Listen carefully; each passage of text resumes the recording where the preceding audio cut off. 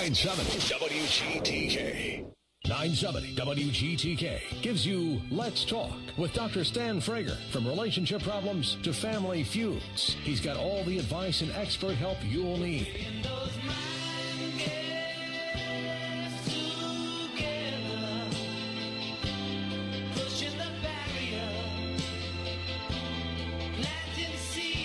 Now, here's Dr. Stan Frager.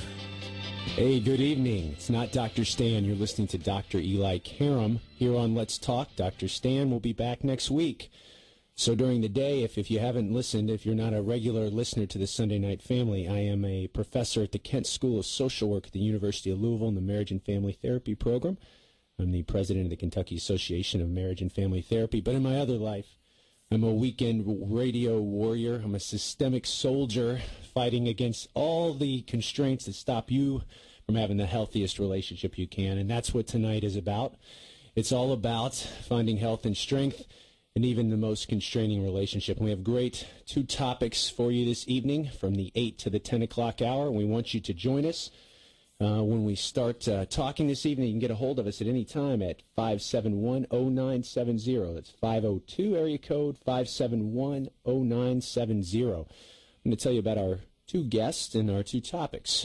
First hour, we're going to be talking all about long-distance relationships. Are you in one? Have you made one work? We'll talk about the pluses and the minuses of distance in a relationship with Dr. Emma Sterrett from 8 to 9. And then our second hour, we're going to talk to Laura Wagner all about couples struggling with infertility and the decision to explore adoption or fertility treatments in various assisted reproductive technology. Always nice to be part of the Sunday Night Family. Dr. Stan has me in every couple of months, and we'll be talking to you tonight. So let's get started. Dr. Emma Sterrett, she is a psychologist and a marriage and family therapist, specializing in all different types of work with couples and families, and she knows a lot about couples in long-distance relationships, whether they're married or whether they're thinking of taking that next step. She graduated from the Family Institute at Northwestern University, actually along with me, many moons ago. She's got a couple degrees from there. She has a Ph.D. from the University of North Carolina at Chapel Hill. She's also currently an award-winning researcher, or as we say in Kentucky, research, and an assistant professor at U of L's Kent School of Social Work, and just like me in the Marriage and Family Therapy program. Welcome back to the Sunday Night Family, Emma. Thanks. It's good to be here. Yeah, we're going to talk about long-distance relationships tonight. So those of you thinking about calling in, we want you to know that any question, whether it's for you or a friend or something, is welcomed, and we hope to give you some news you can use and some helpful advice as you listen to us this Sunday, August evening. Emma, what do you want our listeners first to know about long-distance relationships as a general thing? What you experience certainly as an academic, but also as a clinician working with couples. What do more long-distance relationships, are they doomed for failure, or how are they different than geographically close relationships, I guess, first? You know, I think the first thing to know, and this a lot of times surprises people, is that actually the success rate for long-distance relationships is the same as the success rate for relationships that are in the same town. About 40 to 50% of long-distance relationships fail, and that's about the same for in-town relationships. And so even though, you know, I think there are certain aspects of long-distance relationships that might be more challenging, there are also certain benefits to them as well that some couples report. So they're definitely not doomed to failure, and people can definitely make them work. Okay, so let's start. I guess it's a good news, bad news type of hour. And as I said, we like to look for health even in strength, even in the most trying of situations. So let's start with the benefits. How could being in a long-distance relationship be a benefit for me? Let's imagine I'm the type of guy, and as you know I am, I'm the type of guy that really prioritizes face-to-face contact, physical affection, things like that. How possibly, if I'm one of these people thinking about starting a long-distance relationship, how is that going to benefit me? Right. So, I mean, what you said and the way you prefaced it is, is an important caveat. So it really depends on how much face-to-face physical interaction you really need and how much that plays into your feeling of security in a relationship. But what I can tell you is that a lot of people who are in long-distance relationships say that one of the things that they sort of like is that they can compartmentalize their life a little bit, that they have kind of a work or school life, and when their partner is not with them, they can really kind of hone in and focus and feel like they're being very productive. And then they have another part of their life that is their romantic life that they spend with their partner. And a lot of people in long-distance relationships say, it surprised them, but they kind of enjoy having some time to themselves to get things done and not having to argue about some of the day-to-day things that couples in the same town have to argue about. So I hear you saying it works for people that kind of like their space, have their days kind of segmented up, and the relationship can be a part for that. But what other benefits could you gain by being in a relationship like this? Well, something else that people in long-distance relationships cite is that when they get together with their significant other, because they don't get to see them that often, they're really excited about it. They look forward to it. They prioritize that time. They sometimes, decide not to do anything else but focus on their relationship. And every time they see each other can be very exciting. So it's this idea of building anticipation, and if you're with someone every day, sometimes, you don't get that with the idea that absence makes the heart grow fonder. What besides the here, we're going to go to break. We'll bring that when we get back. You're listening to Let's Talk. Dr. Eli sitting in for Dr. Stan, and you can give us a call in the studio, 571-0970.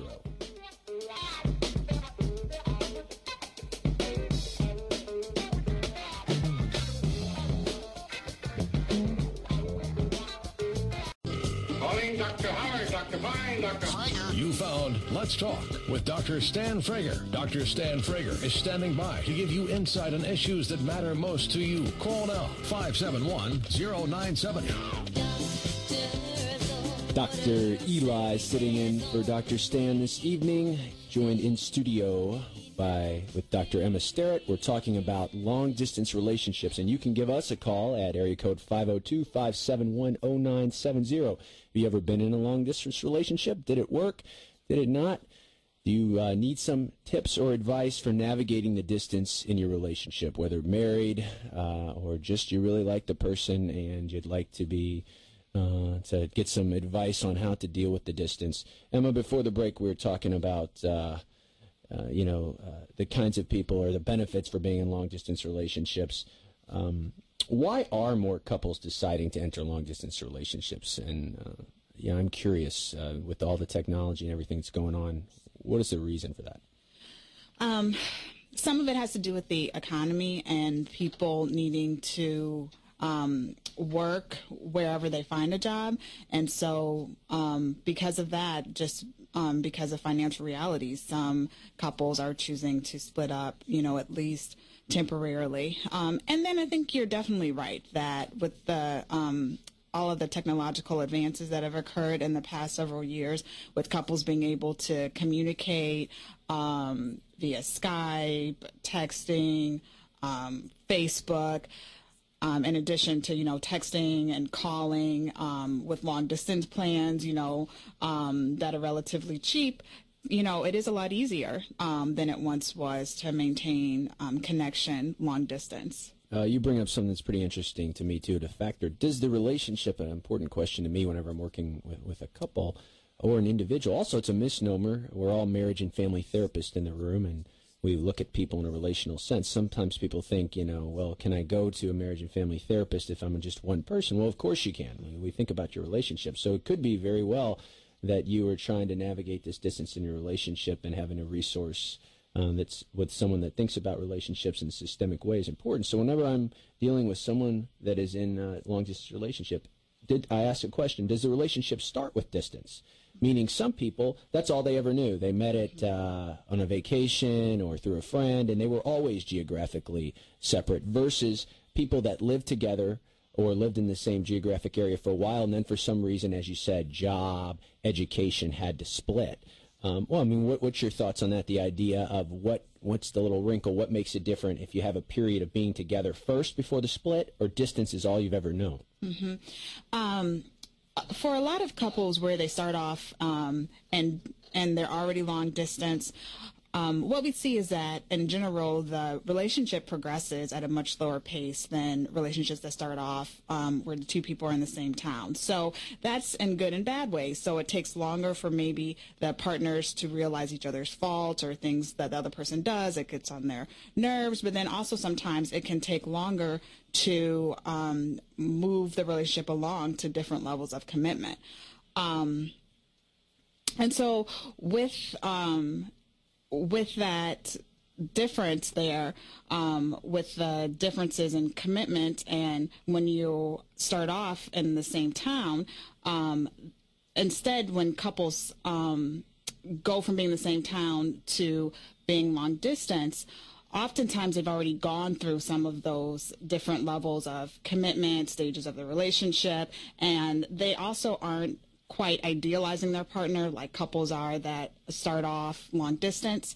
And so that means that for them, a lot of times it's a necessary evil, that they feel like they have a certain level of investment. They know when it's going to end when they start off in the same town. And so that also makes a big difference. So whereas for the people who start off distance, may feel like, this is the perfect person. I've built this idealized image for myself, and it takes a while for them to realize what the relationship is really like.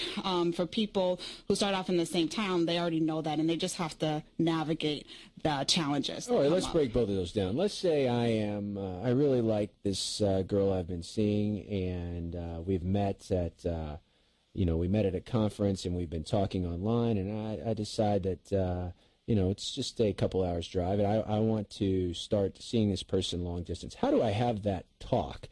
Because lots of couples, really, they're good people, but they make their expectations not transparent or clear. They're hidden, and one person thinks the relationship is one thing, one person thinks it's another. So walk me through that. Give me some tips. If I am starting a long-distance relationship with someone I have never lived geographically close for, what are the rules? What are the structure? How do I start talking to that person? Well, I think the first thing is you do need to talk about the expectations and what each partner wants in the relationship. And, the thing that's funny about relationships that start when you're long distance, they still have to get to a point where it actually is a relationship where they want it to be monogamous, and they want it just to be with the other person. So before you can get to the point of talking about... Hold on a second. So what do you mean? Well, am I going to start talking about monogamy and sex right at the beginning? No.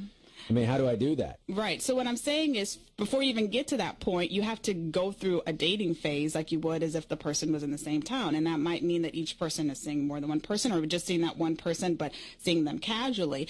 And I think it's important for relationships to go through that initial dating phase, because I think that if you jump too quickly into saying, okay, this is my partner, we're in a relationship, then maybe you didn't do some of the work that you needed to do ahead of time to make sure that this partner really has some of the qualities that you're looking for.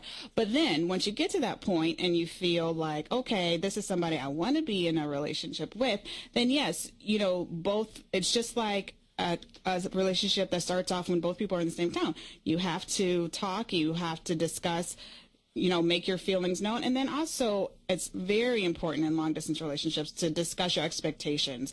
So does this mean that, they're going to be exclusive with each other? How often do the two people want to talk? How often do they want to visit? What is each person expecting? Right, and I think those are big ones you said. The idea, are we doing this with other people, number one? Number two, how often do we communicate? And then when are we going to see each other next? What are your... you think that's idiosyncratic to the couple? Each couple is different, or do you think there are some general guidelines? Because you said one of the things earlier people like about it, they can kind of compartmentalize it. Well, how big a compartment should it be? What should be the guidelines about how to have that talk, other than laying it out there? I think it does. It certainly does vary. It does depend on the couple. I would say couples I've seen that have made it work try not to go probably 3 or 4 months without seeing each other. And it is really nice to connect on at least a daily basis if it's possible. And like we were talking before, with all the different modes of communication today, that really should be possible, even if it's just through a text or email. All right, you were listening to Let's Talk. We got Dr. Emma Sterrett in the studio here with me, Eli. You can join us in the conversation at 571-0970, and I actually have for the first caller, actually several callers, a certificate to the Great Goose Creek Diner just for calling in and joining the Sunday night family, so please do that. Emma, what kinds of people, as you were saying earlier, we were talking about the benefits, what kinds of people do best in these long-distance relationships? Well, certainly people who are not avoidant in terms of their attachment style with their partner. So that means... Well, what does that mean for our listeners? I know you know what it means. I know what it means. But attachment style, what is that? Right. So that means how two people... what is their bond like, and how secure do they feel in their relationship? So one style is an avoidant attachment style, and this is someone who wants to get close to someone but is scared of rejection, and so maybe sometimes will purposely not call the person for a few days, even though they really want to talk to the person. So whereas something like that might fly a little bit more if two people are in the same town, because, there are other ways of connecting, and the person can, call or say, or maybe drop by the person's house. When you're long distance and all you have are those phone conversations or emails, that type of avoidant behavior just tends to not work very well at all. And then, the partner tends to then start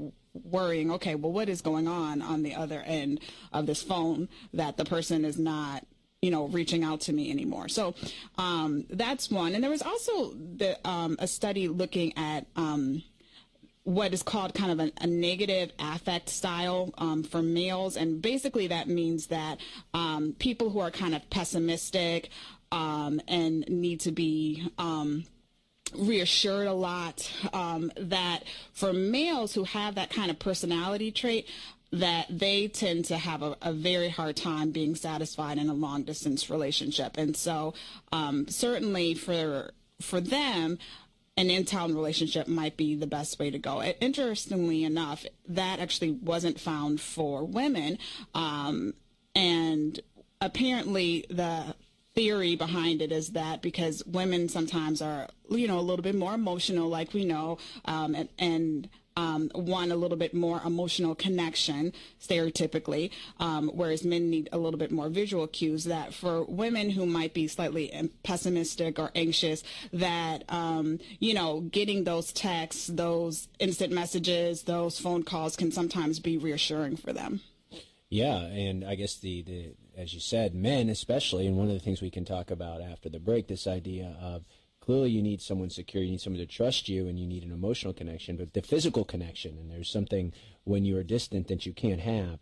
How do you help couples with that, and how do you bridge the lack of non-physical? I'm not even talking about sexual connection. I'm talking about hugs, kisses, all the non-verbals people need when they think about being in a committed monogamous relationship. Mm-hmm. Well, you have to do a lot more verbal caregiving and being a lot more verbally affectionate.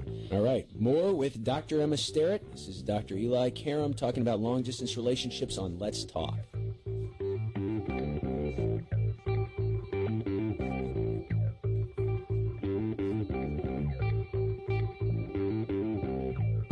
Dan Frager, helping you make sense of life's daily challenges and much more on 970 WGTK. Doctor, my eyes have seen the years and the slow parade of... Hey, welcome back to the Sunday Night Family. You're listening to Dr. Eli Karam with Dr. Emma Sterrett in studio. We're talking about long-distance relationships this hour, all that you need to know to navigate the distance. Before the break, Emma, you were talking about that some people do better. Securely attached people that are very good communicators and are very good at giving this verbal assurance. But again, as we were talking about, what about the physical part? It would seem to me, and again, in my clinical experience as a marriage and family therapist, that people in these type of relationships, there has to be a lot of trust. You have to trust that your partner, even if they're talking to you and giving you the verbal reassurance and telling you everything you need, the physical needs that make a romantic, committed, monogamous relationship distinct is generally you're not doing this with anybody else, or you're not getting your physical outlets with anybody else. How do you have that talk with your partner about that part of the relationship? I think you just have to have it. I think you just, again, it's all about being clear with your expectations from the beginning about, the fact if you are expecting that your partner's monogamous and you're planning on being monogamous, then you have to lay that out there. What if someone came into your office and said, I can call every day, I want my partner to know everything, and I really love her or him, and I'm not giving up that spot for anybody else, but I just need, I'm going to go and have sex with other people. Is that okay? If his or her partner thinks it's okay. I don't think they're necessarily set rules. I think the main thing is both people have to be clear about what they want, and really be honest with themselves if they're okay with whatever their arrangement is. Something that's interesting, though, is that there was another study looking at predictors of early ending of relationships. And basically it found that this idea of having suitable, attractive alternatives was much more a predictor of someone in the same town, in an in-town relationship, ending their relationship, than it was for people in long-distance relationships. How do you make sense of that finding for our listeners? Well, basically, what the author suggested, and I think makes sense, is that again, it comes down to this compartmentalization that for people who are in these long distance relationships, they tend to feel like, okay, when they're without their partner, they're concentrating on something else. And it doesn't necessarily have to be career or education. It also could be maybe spending time with the family of origin, spending time with their friends.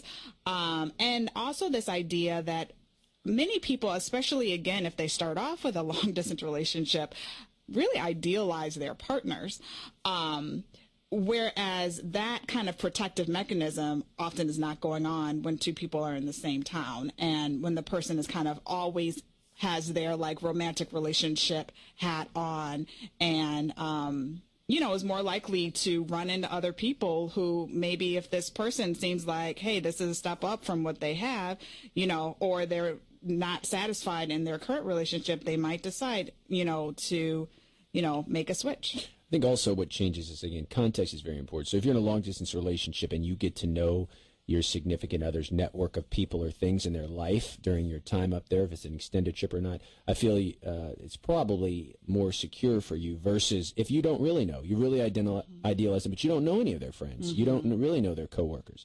If you get to know them and in their full context, it might help in that trust and security. But what do you think about reassurance, even in the healthiest of long-distance relationships? Because it seems a lot can be done face-to-face, but you must constantly kind of reassure your partner about, especially if you have a lot of irons in the fire, if you're compartmentalizing a lot of parts of your life, it would seem important to me that you have to assure your partner of where their spot is in that hierarchy in a long-distance relationship. Absolutely. I mean, and I also think that it's very important for people in long-distance relationships to have a plan for when the distance is going to end. And I think that if both people feel assured that they are committed, that there is a plan, then that kind of helps, both partners feel that they are, at near the top of that priority list. Now, here's another scenario that I'm hoping we can spend some time talking about. If the relationship started, and we've been just using the term relationship very generally, let's say in this case a marriage. You are married, and then, as you said, the economy dictates one spouse gets a job or is pursuing their educational dream, or in many educational times there's an internship year where you have to be separated for a year. How does this change when we are in the confines of a committed relationship, i.e. a marriage, or even when there's children involved? It seems like the ante is upped. What are your thoughts on how distance is different in confines of a marriage? I think those might be even more successful than relationships, than unmarried relationships. And that's because, again, one of the main predictors of success in long distance relationships is this idea of a moral commitment, that these two people know that they are going to be together. And there aren't any options. They're not looking for a way out. They are going to stay together.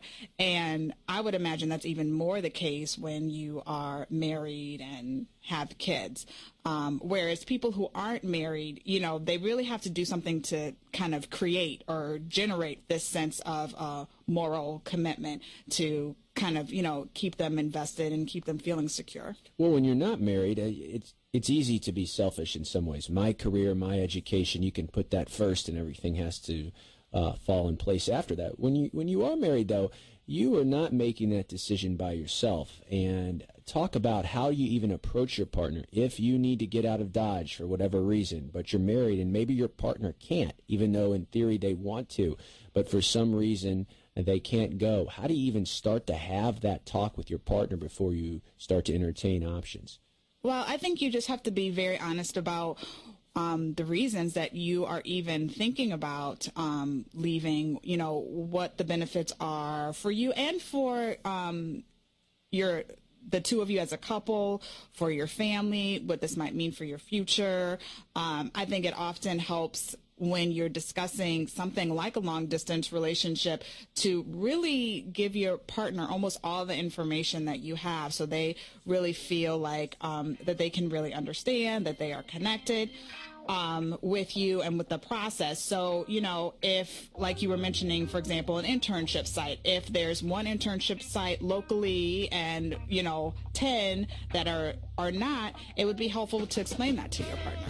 You're listening to Let's Talk. This is Dr. Eli Karam in studio with Dr. Emma Sterrett. More on long-distance relationships. Taking your calls, 571-0970. Calling Dr. Howard, Dr. Fine, Dr. Frager. You found Let's Talk with Dr. Stan Frager. Dr. Stan Frager is standing by to give you insight on issues that matter most to you. Call now, 571-0970. Eli back with you, here with Emma Sterrett, Dr. Emma Sterrett in the studio. We're talking about long-distance relationships this hour. We have one more segment. We're going to give our listeners some tips.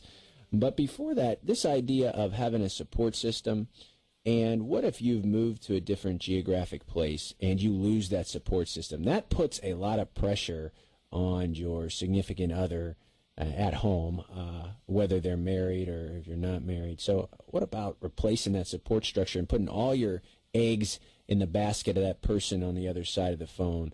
All your happiness rises and falls with them. That's a lot of pressure for the other partner.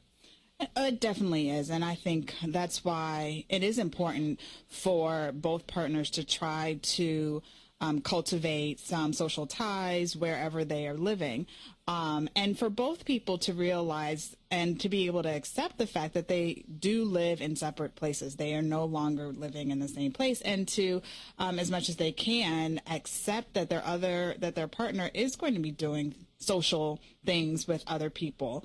And to really encourage that, because that means that each person will be having a more fulfilled life wherever they are living, and probably will be a little happier.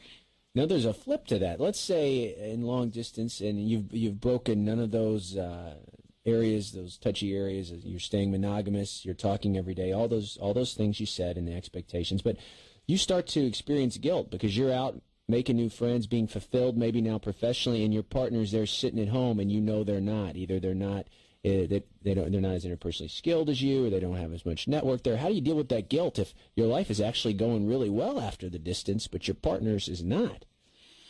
Right. And, I think that it is very possible that could happen. Or even if one partner is at home with the kids and the other partner has to leave. And so then I think, that there does have to be a balance, and actually having that extra social network, social support, being very open about it with your partner, like you mentioned in the last segment, allowing your partner to meet whoever these other people are in your social network.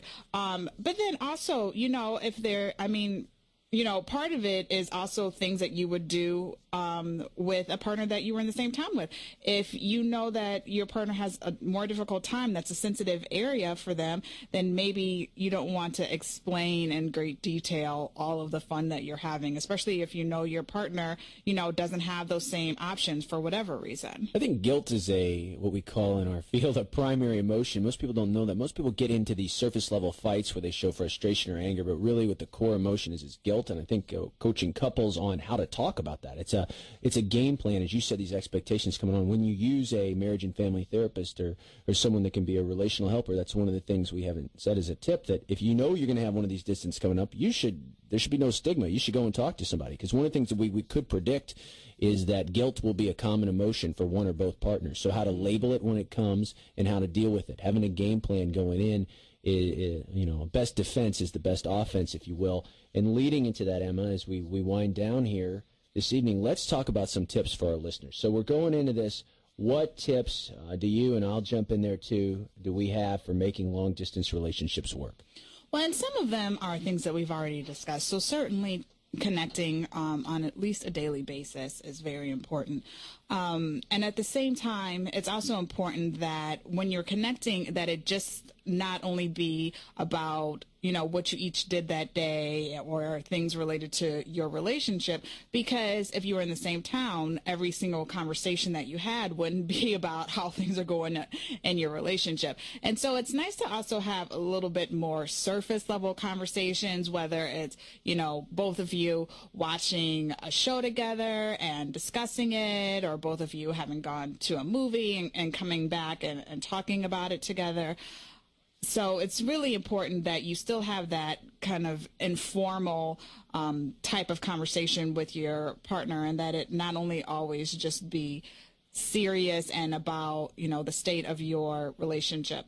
So I'll jump in and counterpoint here. So yeah, I believe that type of talk is important, but it's also, you got to enter into one of these things, what I call a shared dream.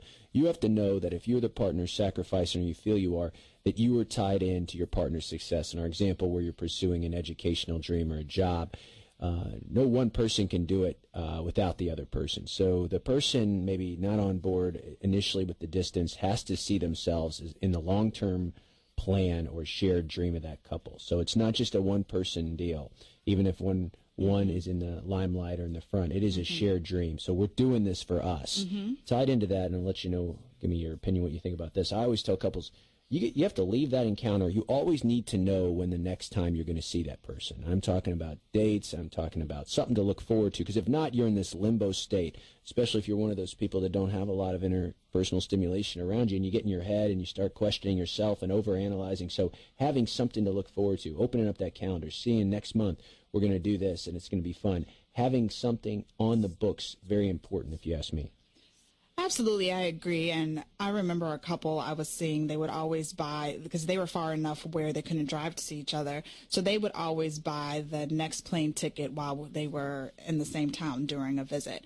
And I think that can really be helpful. It can help each partner look forward to something. It can be very exciting. And again, it can serve this purpose of helping to maintain the sense of security in the relationship. Some clients and some couples don't necessarily have to do that, because they live close enough where they know one way or the other they are going to see each other, in the next month or next 6 weeks. But I do think it can help to have kind of a set schedule. And tied into that also, I believe ultimately long-distance relationships do the best when there is an end point in sight. And I mean, that there's going to be a payoff and you will be together. And even if you don't have a date on that, if you know when the degree is over, when the internship year is over. Couples that struggle with these crises in confidence, as I call them, I think it's in these limbo states when the distance is open-ended. Might end next year, might be 5 years from now, or when one person is dragging their feet. Hey, I like what we have now. Let's not worry about that. And the other person, the more they say don't worry about it, the more they worry.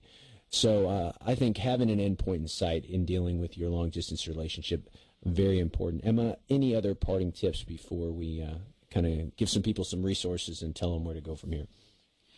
I would also say that when you visit each other, and you kind of alluded to this earlier, that it is also really important to spend time with the person's, get a sense of what that person's life is like. So maybe get a chance to visit where they work or their school, get a chance to visit the people on their social network.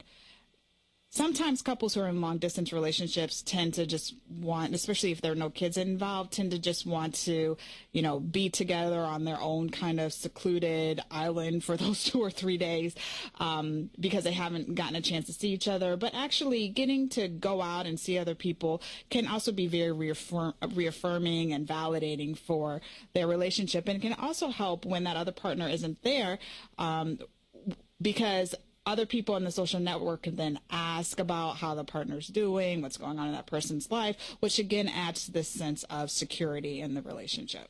So if you've been listening this hour and you're in a long-distance relationship and you are confused going through these range of emotions, as we've mentioned, and feel like you can need some extra help, or if you're listening to us live, if you listen to us on a podcast version, we got a couple of resources for you. Again, there is no stigma in going to talk to someone, a neutral party, about your relationship problems. And when looking for someone to do that, I believe it should be someone who thinks systemically, relationally, and those are marriage and family therapists. And remember, they see just as many individuals, in fact, more than couples or families. It's a misnomer in the title. And where you can find a marriage and family therapist in your area, www.therapistlocator.net. You can also go to www.aamft.org. That's the American Association for Family Therapy. If you want to learn more about Dr. Emma Sterrett, you can check out her tab on www.elikaram.com. That's ELIKARAM, like AM radio. And you can find out all you need to know about Emma. Emma, it's been great. You will continue doing your great work, part scholar, part teacher, part clinician at the Kent School of Social Work. Right. And they can get you there. Anything else you want to plug? Nope, I think you got it all, but yeah. I really enjoyed the talk, and thanks for having me on. Sure, and we hope to have you back to the Sunday Night Family. By the way, you can check everything going on in the Sunday Night Family on Let's Talk by going to Frager.com. Dr. Stan will be back next week, but this is Dr. Eli, and we look forward to, after the break, coming back for our second hour. We're going to talk about couples struggling with fertility issues and possibly a decision to adopt. That will be great. Until then, feel free, give us a call, 571-0970. Go to Frager.com, and we will see you after the news break.